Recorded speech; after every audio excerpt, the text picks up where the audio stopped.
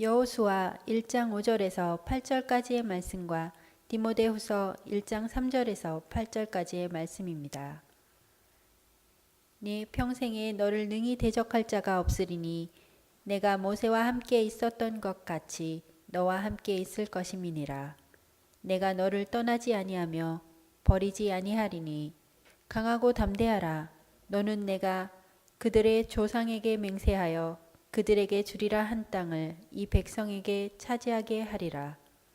오직 강하고 극히 담대하여 나의 종 모세가 내게 명령한 그 율법을 다 지켜 행하고 우로나 좌로나 치우치지 말라. 그리하면 어디로 가든지 형통하리니 이 율법책을 네 입에서 떠나지 말게 하며 주야로 그것을 묵상하여 그 안에 기록된 대로 다 지켜 행하라. 그리하면 네 길이 평탄하게 될 것이며 네가 형통하리라. 내가 밤낮 간구하는 가운데 쉬지 않고 너를 생각하여 청결한 양심으로 조상적부터 섬겨오는 하나님께 감사하고 네 눈물을 생각하여 너 보기를 원함은 내 기쁨이 가득하게 하려 함이니 이는 내 속에 거짓이 없는 믿음이 있음을 생각함이라. 이 믿음은 먼저 내 외조모 로이스와 내 어머니 유니게 속에 있더니 내 속에도 있는 줄을 확신하노라. 그러므로 내가 나의 안수함으로 내 속에 있는 하나님의 은사를 다시 부릴 듯하게 하기 위하여 너로 생각하게 하노니 하나님이 우리에게 주신 것은 두려워하는 마음이 아니요 오직 능력과 사랑과 절제하는 마음이니 그러므로 너는 내가 우리 주를 증언함과 또는 주를 위하여 갇힌 자 된 나를 부끄러워하지 말고 오직 하나님의 능력을 따라 복음과 함께 고난을 받으라. 물 속에는 물만 있는 것이 아니다. 하늘에는 그 하늘만 있는 것이 아니다. 내 안에는 나만 있는 것이 아니다. 내 안에 있는 이여, 내 안에서 나를 흔드는 이여, 물처럼 하늘처럼 내 깊은 곳 흘러서 은밀한 내 꿈과 만나는 이여, 그대가 곁에 있어도 나는 그대가 그립다. 유시화라고 하는 분의 시입니다. 이 시인에게 있어서 그대는 무엇인지 정확히 알 수 없습니다. 행복인지도 모릅니다. 문자 그대로 사랑하는 사람인지도 모릅니다. 그러나 어떻게 보면은 찾고 있는 그대는 바로 시인 자신인지 모릅니다. 곁에 있어도 자아를 그리워하는 시인의 마음. 어떻게 보면은 이 현대를 들여다보는 방법 가운데 하나 그리움이라고 하는 것으로 사람을 그리워하는 그 심정으로 이 현세를 들여다봐도 괜찮다고 여깁니다. 현대는 사람이 그리운 시대입니다.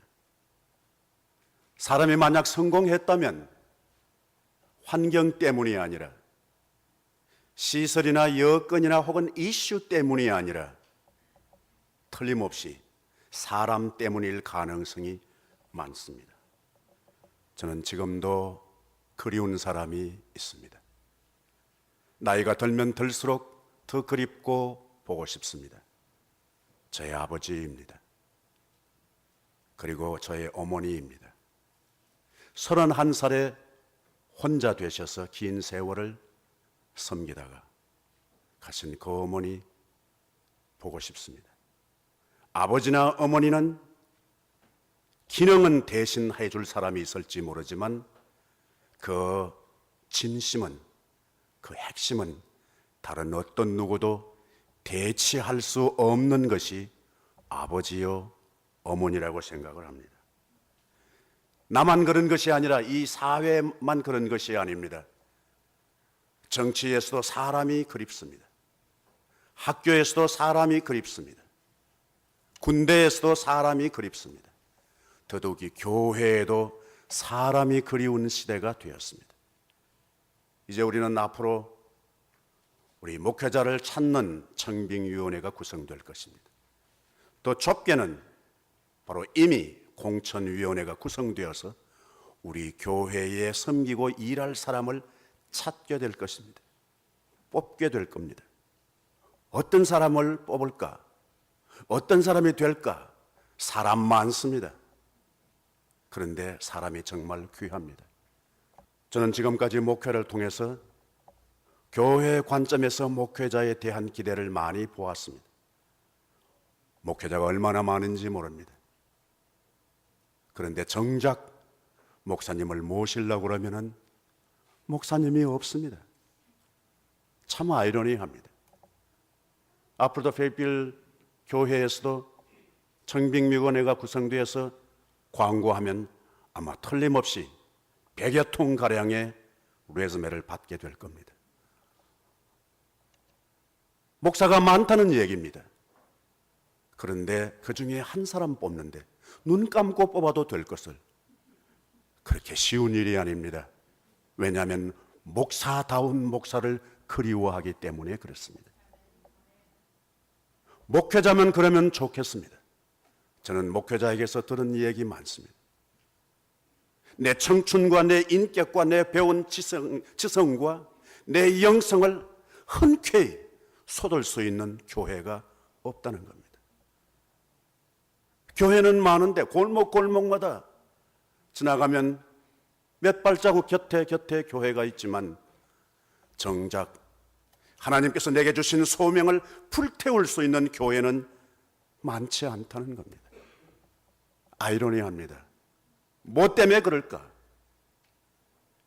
이제 우리 곧 공천위원회를 통해서 우리는 일꾼을 뽑게 될 때 어떤 일꾼을 뽑는가는 그 교회의 지적 내지는 사회적 영적 수준을 표시하는 것입니다.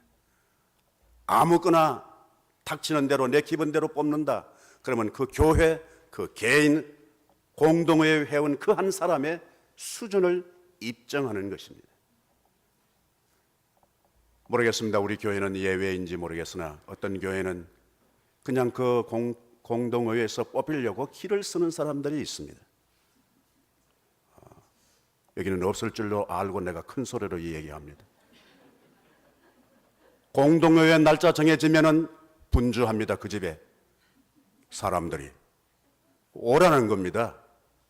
맛있는 거 반찬 해놓고 음식 챙겨놓고 막상 말은 하지 않지만 그 속에 꼼수가 있습니다. 날 찍어달라는 거 아니에요.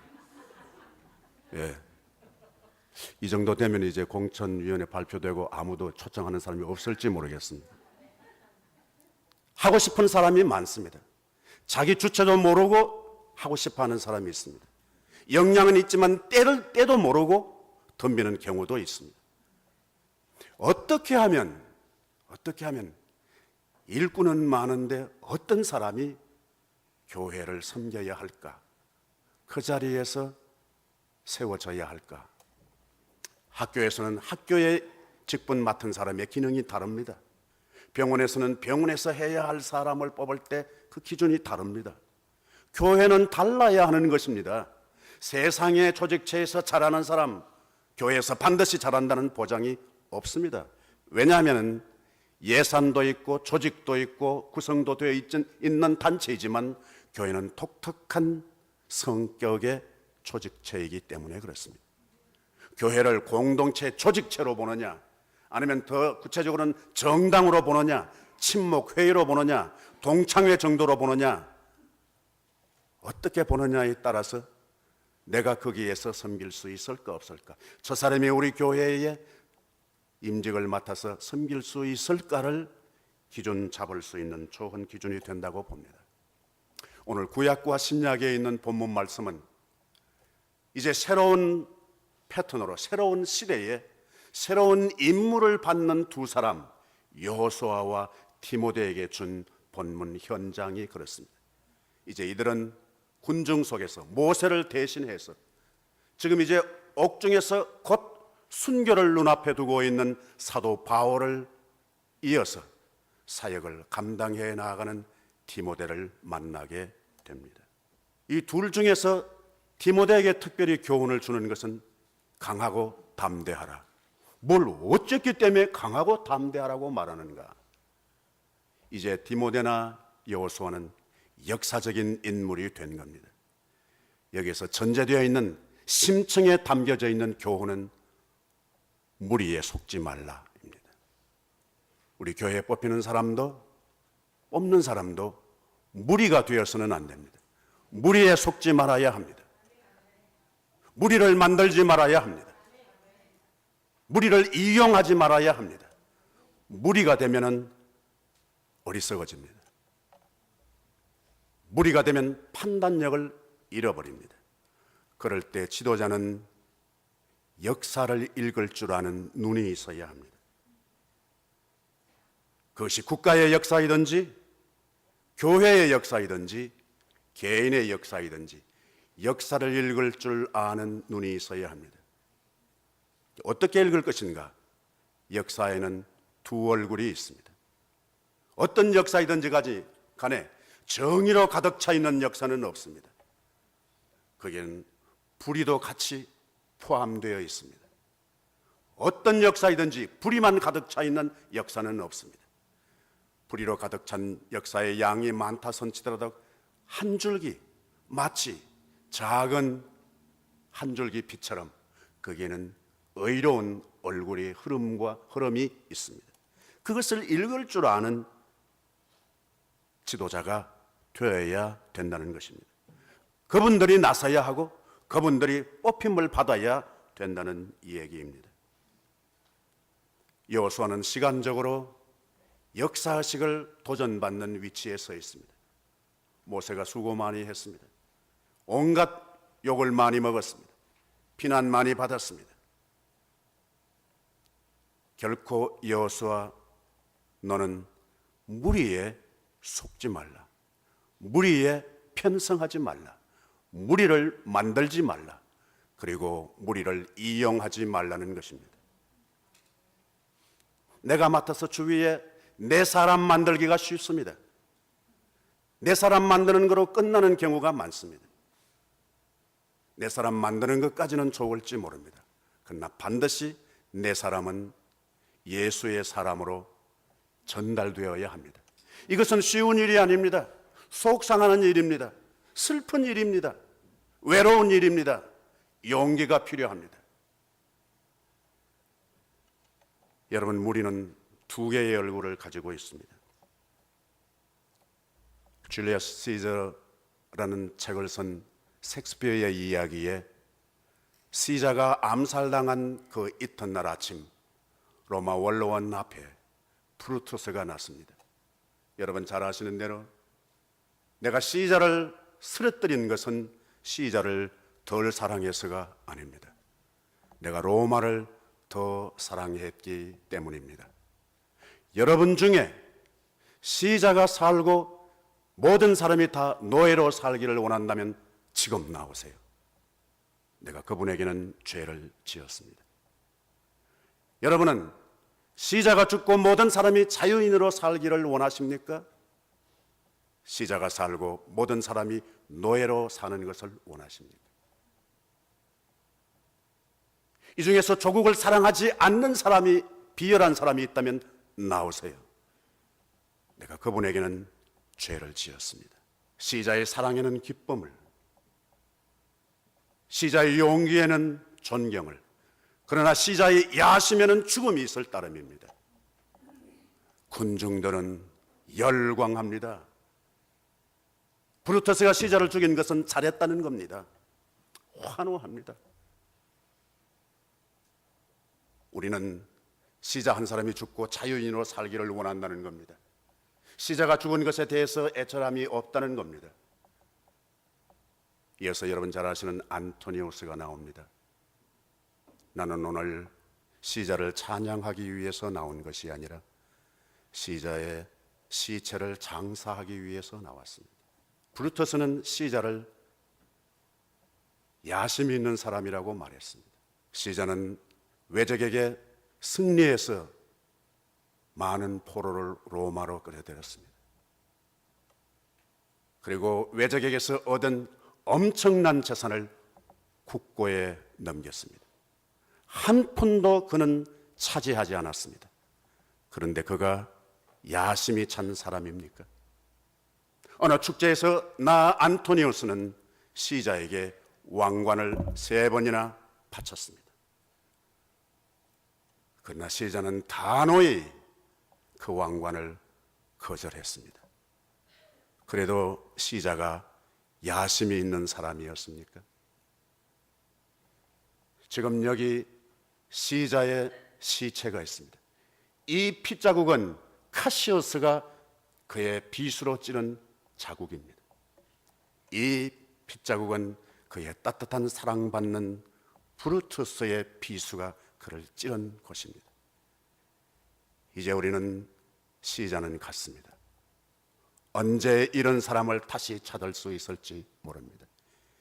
이제 여러분들은 눈물을 흘릴 준비를 하셔야 합니다. 나는 브루투스처럼 웅변가는 아닙니다. 무리들은 다시 흐느끼고 통곡합니다. 시자를 잘못 죽였다는 겁니다. 브루투스가 잘못했다는 겁니다. 여러분, 이 광경은 오래전 로마 광장에서만 있었던 일이 아닙니다. 현대사회 어느 국가든지 더더욱이 어느 교회든지 이 군중은 2개의 얼굴을 가지고 있습니다. 이 사람이 이렇다고 하면 맞는 겁니다. 이 사람이 이렇다고 하면 잘하는 겁니다. 군중은 판단력을 잃어버리는 겁니다. 여러분, 군중에 끼이지 마시기를 바랍니다. 패거리를 만드시지 마시기를 바랍니다. 단호하게 거기서 빠져나오셔야 합니다. 이것이 모세를 대를 잇는 여호수아의 권면이요, 그리고 옥중에 이제 마지막 숨 거둘 날을 바라보면서 사랑하는 후계자 디모데에게 주는 임무입니다. 미션이기 때문에 그렇습니다. 임무라는 것은 참 아이러니합니다. 잘하면 영광되고 잘못하면 자신의 인격과 이미지를 여지없이 망가뜨리는 것이고, 자신뿐만 아니라 주위에 있는 함께 그 임무의 영향력 안에 있는 사람들까지 망치게 되는 것이 임무입니다. 여러분, 군중에게만 2개의 얼굴이 있는 것이 아닙니다. 바로 내 안에도 2개의 얼굴이 있기 때문에 그렇습니다. 내가 편리하면 이것을 이용하고 내가 불리하면 저 말을 이용하기 때문에 그렇습니다. 우리 안에, 나와 여러분 안에 2개의 얼굴이 있기 때문에 그렇습니다. 무리에 속으면 안 됩니다. 우리 개인이든지 직분자든지 설사 그것이 목회자든지 사회에서 크리스찬으로 살 때 무리에 속거나 무리에 편성하거나 무리를 만들거나 무리를 이용하려고 해서 내 목적을 성취하려고 하는 것은 아예 단절시키고 금지해야 합니다. 이건 쉬운 일이 아닙니다. 외로운 일이요, 눈물겨운 일이요, 원통하고 분한 일일 수도 있기 때문에 그렇습니다. 둘째, 어떻게 하면 임무를 갖출 수 있을까? 임무를 아름답게 가꿀 수 있을까? 단적으로 말씀드리면 예스와 노를 분명히 하는 사람이어야 합니다. 지금도 가끔씩 헷갈립니다. 무슨 질문을 받든지 대화할 때 예스하고 노하고 거꾸로 대답할 때가 있습니다. 여러분도 그러세요? 예. 뭐라고 물었는데 예스. 그럼 그 아니라는 말이었어요. 그러니까 다시 말을 바꿉니다. 어떤 때는 아주 확인하는 질문도 봤어요. Yes or no? It's okay. It's okay. 뭐 어땠다는 말이에요? 달라는 말이야. 주지 말라는 말이에요. 정말 참 영어의 yes or no가 정말 어렵습니다.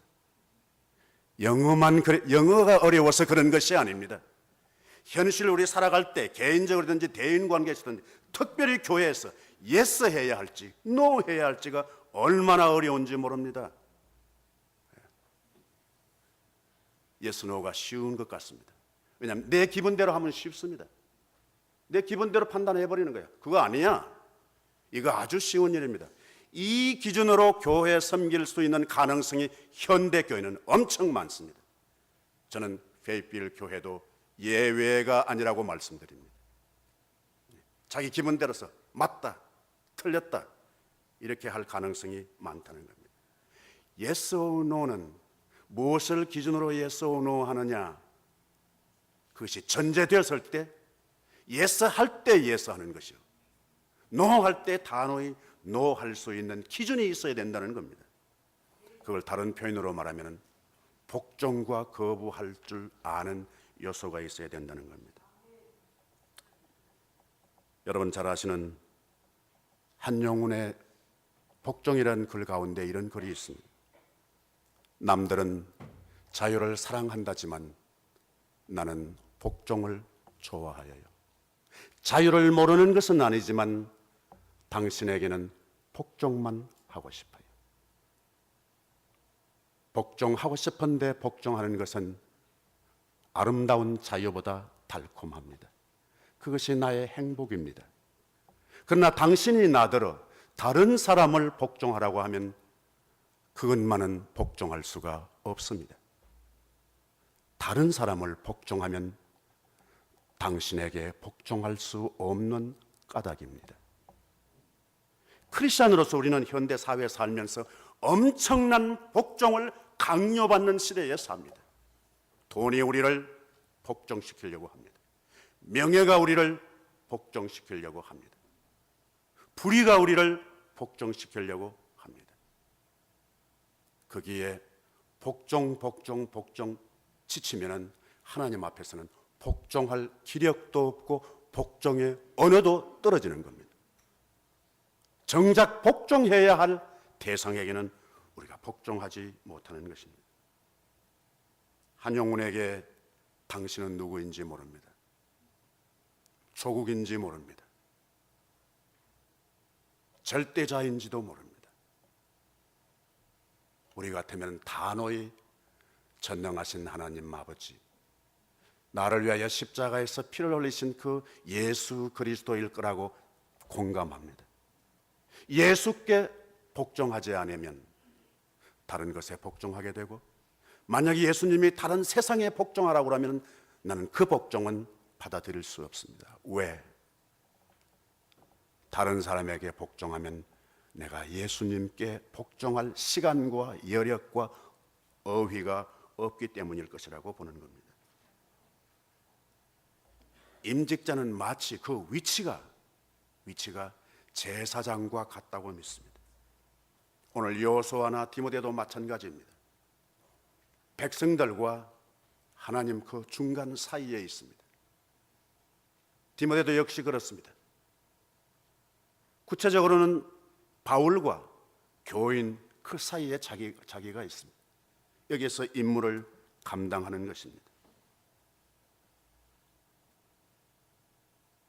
레위기에 하나님께서 제사장에게 주신 교훈 몇 가지 가운데 자기가 임직받을 때에, 제사장으로 임직받을 때에 번제, 그 번제물 가운데 가죽은 자기가 제사장에게 돌려라는 말이 있습니다. 번제 드리고 난 이후에 다 불태우는데 그 가죽은 제사장 몫이라는 겁니다. 그 제사장이 받은 가죽은 성전 회막을 덮는 지붕입니다. 제사장이 해야 할 역할이 무엇인가? 그것은 회막을 덮는 겁니다. 비가 오든지 바람이 불든지 다른 것이 거기에 침범하지 못하도록 덮는 임무가 제사장의 임무입니다. 임직자의 임무가 있다면 우리 교회를 덮는 겁니다. 세상에 어떤 핍박과 재앙이 오더라도 여기는 스며들어오지 못하도록 막는 것이 그 역할입니다. 임직할 때, 번제 드릴 때 그 양의 피를 몸 세 곳에 바르게 합니다. 하나는 오른쪽 귓부리에 피를 바르고, 하나는 오른쪽 엄지손가락에 피를 바르고, 한 곳은 오른쪽 엄지 발가락에 피를 바르게 합니다. 어떻게 내가 절대자에게 혹은 아니면은 사악한 어둠의 세력에게 복종할까 복종하지 않을까를 기준 지을 수 있는 것은 귀에 할례를 받아야 하는 것입니다. 어린 양의 피가 귀에 칠해져 있어야 하는 겁니다. 하나님의 음성에 귀 밝게 될 때, 순적할 때, 그때 하나님께 복종하고 그 이외에는 복종하지 않게 되는 것입니다. 귀에 피치를 하라고 하는 것은 바로 예수 그리스도의 그 아픔과 공로의 보혈이 내 귓전에 칠해져 있어야 그것을 필터 삼고 들어오게 해야 제대로 하나님의 말씀이 들리게 되고, 그렇지 않을 경우에 사악한 어둠의 세력의 목소리가 하나님의 음성인 것처럼 들릴 가능성이 있기 때문에 그렇습니다. 임직자는, 책임을 맡은 사람은, 직무를 맡은 사람은 귀가 하나님의 전령으로 활용되어야 할 줄로 믿습니다. 제사장에는 가슴에 있는 것이 있습니다. 그 가슴에는 우림과 둠밈을 이 흉패에 붙입니다. 에봇에 다는 겁니다. 그리고 화목 제사를 드릴 때에 제사장의 몫으로 따로 굽을 짓는 것 가운데 하나가 가슴살입니다. 가슴살은 다른 사람 먹지 않고 제사장에게 주어서 제사장이 먹습니다. 제사장의 가슴은 제사장의 가슴이 아니어야 한다는 겁니다. 희생된 어린 수양의 가슴, 잡힐 때 그때 눈물 흘렸던 그 양의 가슴, 각을 떼이고 조각내고 내장이 다 드러날 때 그때 불태워질 그때의 그 가슴은 제사장의 몫이었습니다. 그걸 먹고 희생된 그 양의 심정으로, 마음으로 제사를 섬기고 백성들을 섬기는 겁니다. 책임을 맡은 사람의 가슴은 자기의 가슴이 아니어야 합니다. 자기의 감정이 아니어야 합니다. 다른 사람이 나한테 해코지 할 가능성이 많습니다. 못된 소리 할 수 있습니다. 그러나 그 못된 소리 들었는 그 가슴으로 섬기면 안 되는 겁니다. 안 되는 겁니다. 그런데 그렇게 그 가슴 가지고 섬길 가능성이 얼마나 많은지 모릅니다.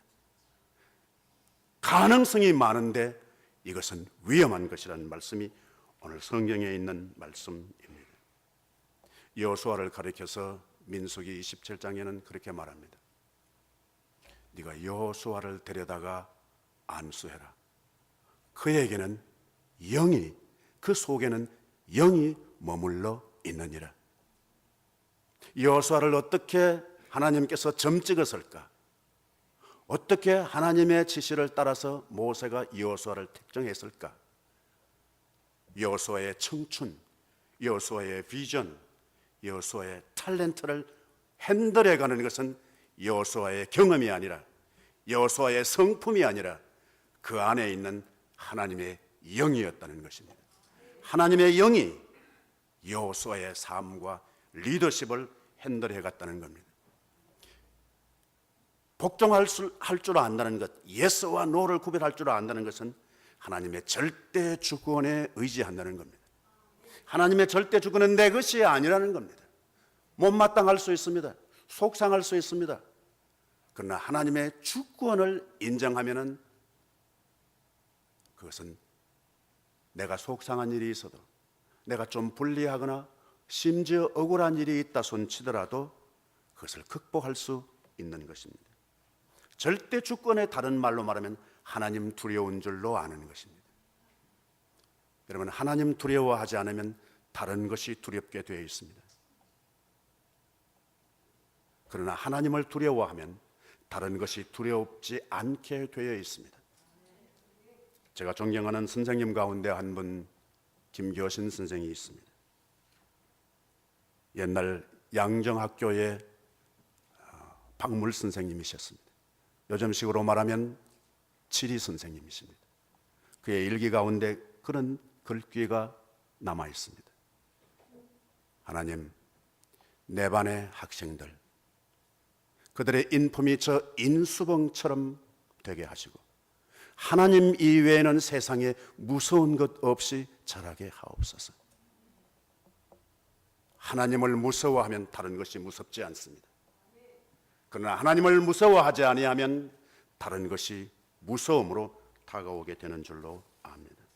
세 번째, 임무를 맡은 사람이 꼭 간직해야 할, 빠뜨릴 수 없는 조건 가운데 하나는, 여기 있는 표현을 그대로 쓰면은 네 눈물을 생각하여 네 보기를 원하면 내 기쁨이 충만케 하려 함이라.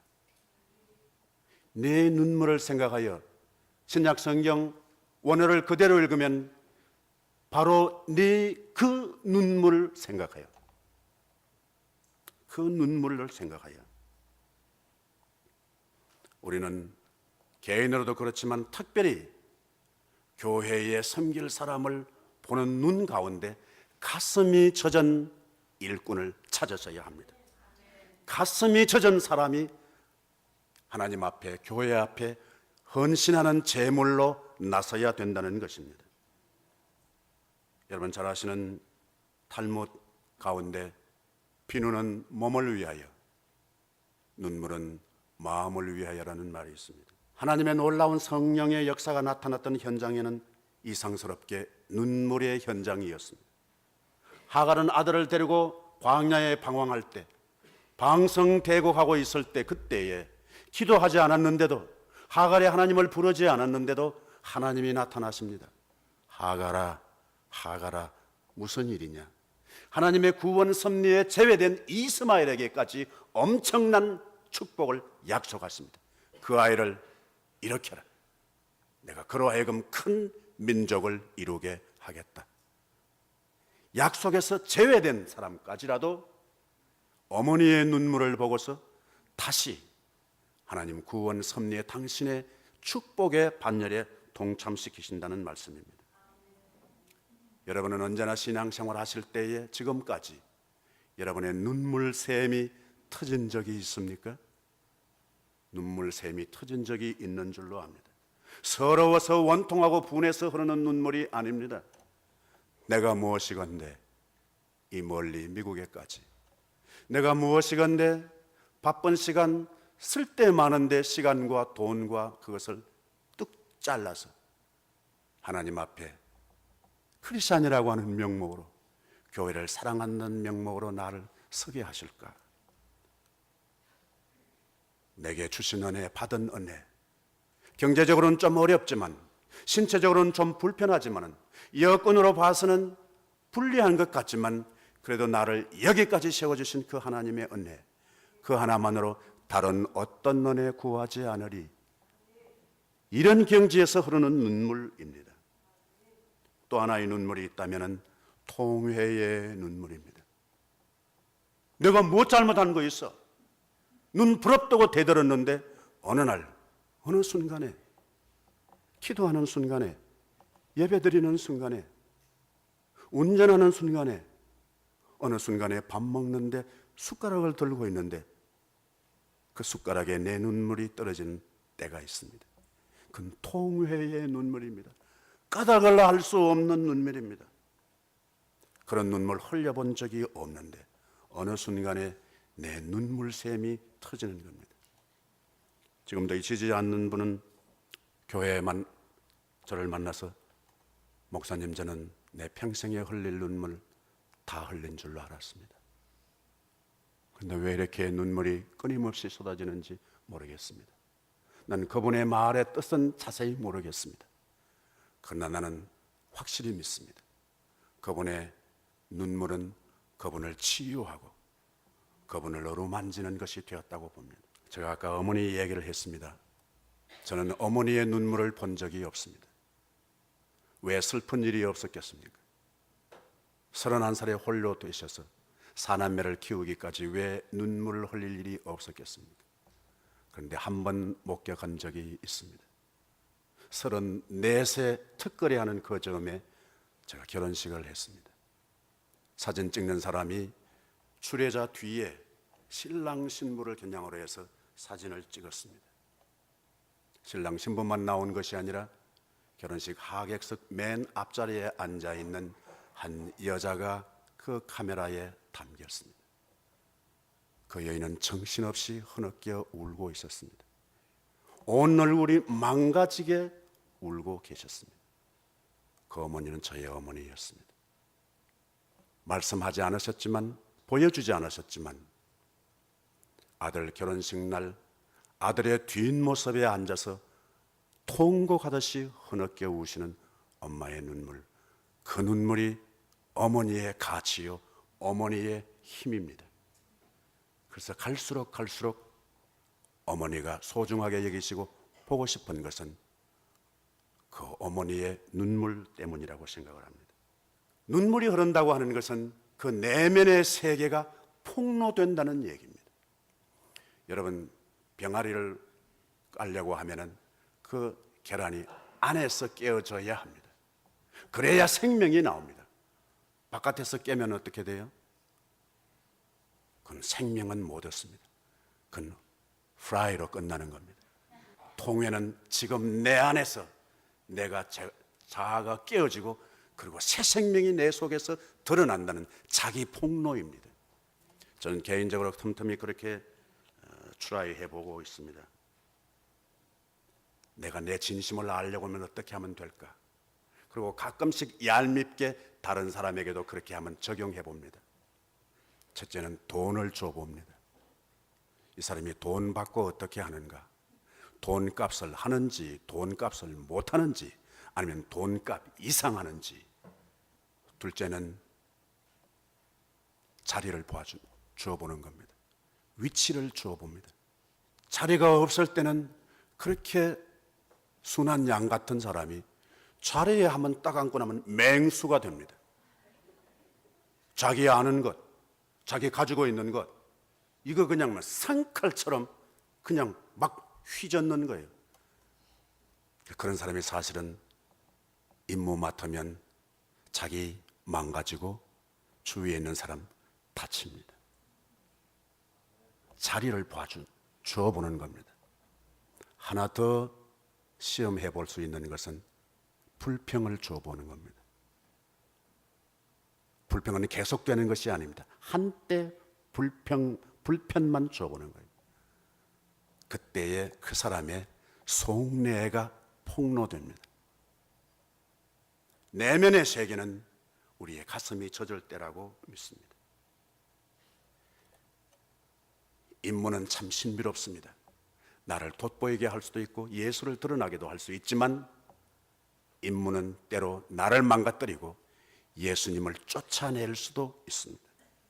아주 오래전 제가 뉴욕 업스테이트에 있는 웨스트 포인트를 방문한 적이 있습니다. 우리 어린 아이들과 같이 갔습니다. 책으로 읽었지만은 거기 가서 보니까 아하, 그 경관이 미국의 지도자가 탄생될 만한 그런 경관처럼 느껴졌습니다.